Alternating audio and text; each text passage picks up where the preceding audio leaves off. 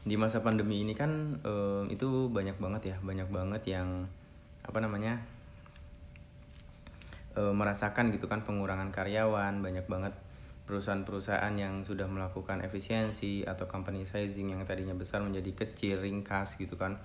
Karena ya efek dari pandemi ini luar biasa gitu. Efek dari pandemi ini luar biasa. Jadi buat teman-teman yang masih bekerja saat ini, bersyukurlah gitu loh. Karena banyak teman-teman kita di luar sana yang sudah dirumahkan, di PHK gitu kan. Kemudian mereka sulit untuk mencari pekerjaan. Nah, kali ini kita bakal bahas nih gimana sih cara menjaga pekerjaan kita saat ini gitu loh. Di masa pandemi ini gimana sih cara menjaga cara menjaga pekerjaan kita gitu. Dari sudut pandang kami sebagai HR, terutama saya gitu ya, menurut pribadi saya itu gimana sih cara menjaga pekerjaan kita ya agar kita setidaknya tetap dipakai sama perusahaan gitu loh, biar kita tidak dipecat, biar kita tidak di PHK, tidak dirumahkan, apapun itulah yang tidak baik. Nah, yang pertama itu adalah bersyukur gitu. Pertama kali banget itu adalah bersyukur. Bersyukur kenapa? Karena kita masih punya pekerjaan. Karena di luar sana, teman-teman kita, rekan-rekan kita, sahabat-sahabat kita, tetangga kita, itu banyak yang kena PHK gitu. Banyak yang kena PHK, banyak yang kena dirumahkan. Jadi kita banyak-banyak bersyukur kepada Tuhan. Kemudian jangan pernah mengeluh gitu loh. Jadi seberat apapun pekerjaan kalian, kalian punya pekerjaan gitu. Ada orang yang lebih berat lagi di luar sana untuk mencari kerja. Nah, contohnya apapun lah pekerjaannya, entah itu kerjanya di lapangan, entah itu kerjanya di kantor, entah itu kerjanya dimanapun, bersyukurlah gitu loh. Janganlah mengeluh gitu. Kalau bisa jangan sekalipun mengeluh gitu. Karena bandingin diri kalian jangan ke atas, tapi bandingin diri kalian itu lihat ke bawah gitu. Banyak teman-teman yang tidak punya pekerjaan gitu. Jadi pertama kali adalah untuk kita menjaga pekerjaan ini adalah bersyukur. Bersyukur dalam artian kita masih punya pekerjaan apapun itu. Contohnya mohon maaf nih ya, contohnya kita adalah sebagai pekerja bangunan gitu. Seberat apapun itu bersyukur karena kita punya pekerjaan, kita punya penghasilan. Ada orang, teman dan siapapun itu di luar sana yang sudah tidak punya pekerjaan dan sulit untuk mencari penghasilan. Dan kita doakan buat teman-teman di luar sana yang belum punya pekerjaan bisa dapat pekerjaan secepat mungkin gitu. Jadi yang pertama kali agar kita terhindar gitu loh, terhindar dari ya hal buruk, PHK apapun itu, bersyukurlah gitu. Bersyukurlah bahwa kalian masih punya pekerjaan gitu. Jangan pernah mengeluh. Ya walaupun manusiawi kita pasti bakal mengeluh gitu, tapi sebisa mungkin usahakan mengeluh itu dalam hati aja lah ya. Jangan sampai terucap lah, apalagi sampai ngomong ke orang lain. Contoh kalian ngomong ke rekan kerja gitu, gue capek banget nih kerja gini, jangan sampai itu bahasa kayak gitu keluar. Itu bahaya. Jadi kalau bisa kalau seandainya kalian ingin ngeluhlah kepada Tuhan gitu. Mengeluhlah pada diri kalian sendiri, mengeluhlah pada Tuhan. Jangan sampai ada orang lain dengar keluhan kalian gitu. Itu bahaya. Kemudian yang kedua itu adalah plan untuk pekerjaan gitu. Selain kalian bersyukur yang pertama, yang kedua adalah kalian punya plan untuk pekerjaan kalian gitu.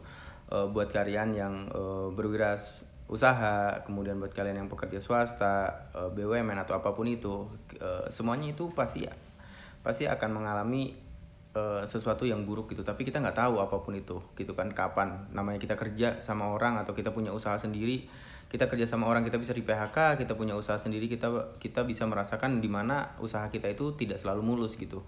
Nah, kenapa kita harus punya plan dalam pekerjaan kita? Kita punya plan dalam usaha kita gitu. Dan itu adalah menjaga pekerjaan kita, menjaga usaha kita itu bisa stabil. Yang pertama, contohnya kita punya plan A gitu, plan A gagal, kita punya plan B gagal, kita punya plan C dan seterusnya gitu. Jadi agar kalian safe, aman dalam pekerjaan kalian, ya lakukanlah dan kerjakanlah untuk membuat plan gitu. Jadi kalian punya plan dalam pekerjaan kalian gitu.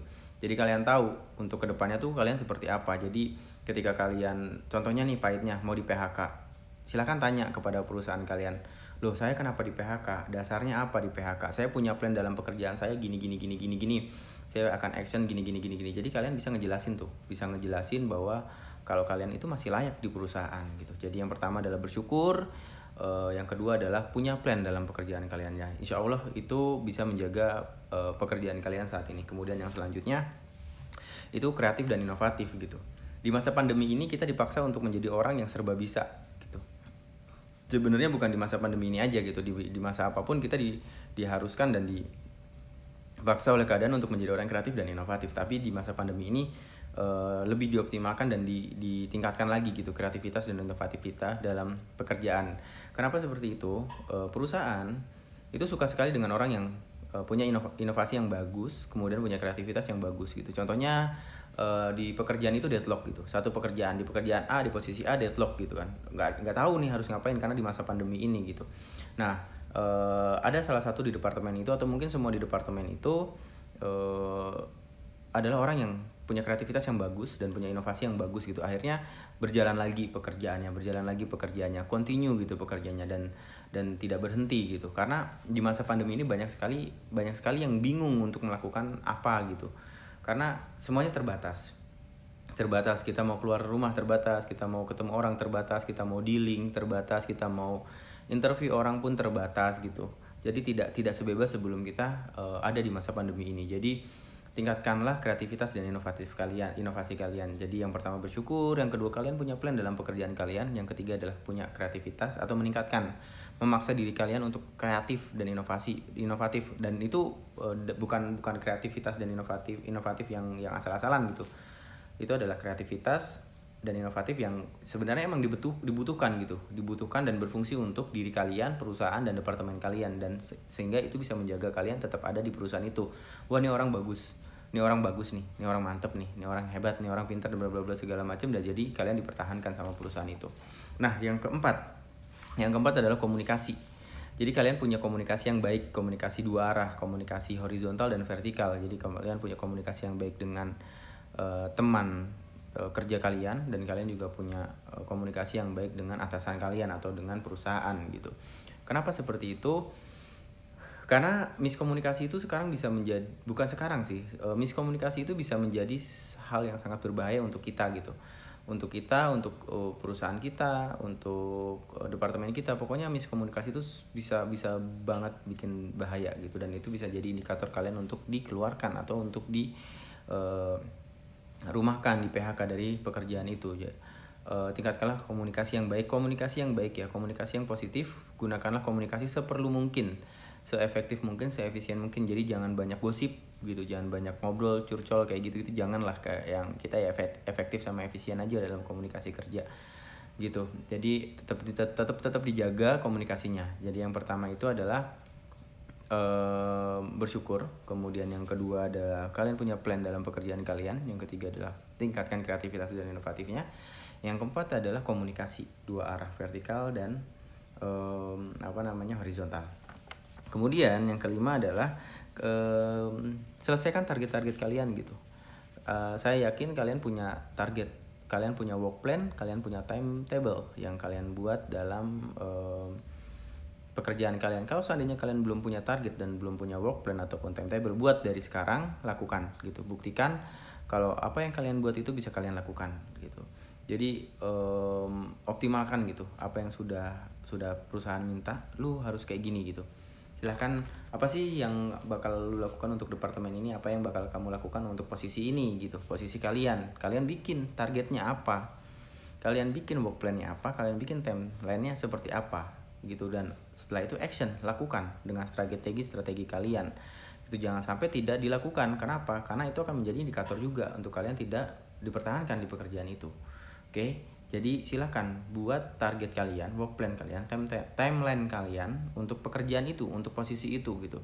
Karena perusahaan tuh suka banget sama orang yang terstruktur, orang yang punya target, orang yang punya work plan jelas, timeline jelas gitu. Jadi buat kalian yang kerja datang ke kantor nggak tahu mau ngapain, ya siap-siap aja gitu.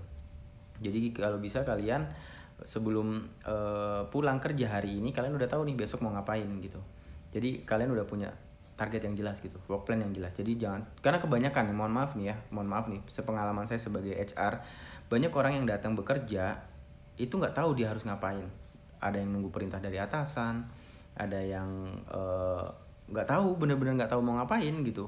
Jadi mereka datang ke kantor, ya udah datang ke kantor aja dulu, yang penting gue absen datang ke kantor, orang bisa lihat gue ada di kantor. Nah itu siap-siap aja gitu. Jadi janganlah jadi orang yang seperti itu gitu. Oke, yang pertama adalah bersyukur, yang kedua adalah punya plan pekerjaan, yang ketiga adalah kreatif dan inovatif, yang keempat adalah komunikasi, yang kelima punya target gitu, punya work plan, punya timeline yang jelas gitu. Kemudian yang terakhir adalah jaga kesehatan pastinya. Oke, karena di masa pandemi ini kesehatan kita tuh benar-benar diuji. Jadi buat teman-teman semuanya silahkan dijaga kesehatannya, diberikan multivitamin yang baik gitu kan, dijaga pola makannya, istirahat yang cukup dan segala macam. Oke, mungkin kurang lebih seperti itu sih cara menjaga pekerjaan kita saat ini di masa pandemi. Semoga ini bermanfaat karena banyak sekali ya, saya tekankan ini banyak sekali teman-teman kita, orang-orang yang sudah punya pekerjaan itu masih banyak sekali mengeluh, menyusahkan dirinya mereka masing-masing gitu. Kenapa saya bilang kayak gitu? Karena mereka selalu bilang kalau umpamanya gue capek nih kerja, gue capek pulang pergi gitu. Jadi tidak memelihara pekerjaannya. Ketika dia mengeluh dengan pekerjaannya saat ini, kemudian tiba-tiba di PHK atau tiba-tiba nggak punya pekerjaan, waduh itu sih lebih berat lagi dibandingin mereka punya pekerjaan. Artinya yang tadinya punya fixed income setiap bulan gitu, atau mungkin daily income, bisa hilang begitu saja kalau mereka ketahuan ngeluh gitu. Oke, jadi buat teman-teman tolong dijaga pekerjaan kalian saat ini, apapun itu pekerjaannya tolong dijaga, karena kita nggak akan pernah tahu kapan kita di PHK, kapan kita dapat pekerjaan yang lebih baik lagi, karena keadaannya lagi kayak gini. Di keadaan normal aja kita nyari kerja susah, apalagi di keadaan saat ini gitu. Jadi silahkan dijaga dengan baik pekerjaan kalian. Ada quote di luar sana banyak banget yang bilang, pertama adalah kalau seandainya perusahaan itu tidak bikin kamu kaya, tapi perusahaan itu bisa bikin kamu hidup dengan cara mereka memberi makan kamu. Artinya bersyukurlah dan berterima kasihlah dengan perusahaan itu, jangan ngejelek-jelekin, jangan menghina perusahaan itu. Yang kedua, Buya Hamka pernah berkata bahwa kalau kita hanya sekedar kerja, kera di hutan pun kerja. Jadi kita kerja bukan hanya sekedar kerja, tapi kita kerja dengan segala sesuatu yang kita punya, dengan rasa syukur, dengan rasa yang memiliki gitu. Jadi jangan pernah mengeluh dengan pekerjaan kalian saat ini, karena ketika kalian tidak punya pekerjaan itu akan terasa luar biasa gitu, luar biasa berat banget. Jadi 6 hal tadi bisa kalian catat, bisa kalian implementasikan, semoga berguna, semoga berfungsi untuk kita semua gitu ya. Jadi saya ulangi lagi, bersyukur atas pekerjaan itu, kemudian kita punya work plan, plan pekerjaan kita itu, kemudian kita juga punya kreativitas dan inovatif yang luar biasa, kemudian kita punya komunikasi dua arah, vertikal dan horizontal yang baik, kemudian kita punya target pekerjaan, target benar-benar ya, kita punya target pekerjaan yang jelas, kemudian yang terakhir adalah jaga kesehatan kalian. Oke, buat teman-teman yang nggak bisa nonton di live ini, bisa lihat di IGTV. Terima kasih, selamat malam minggu untuk semuanya.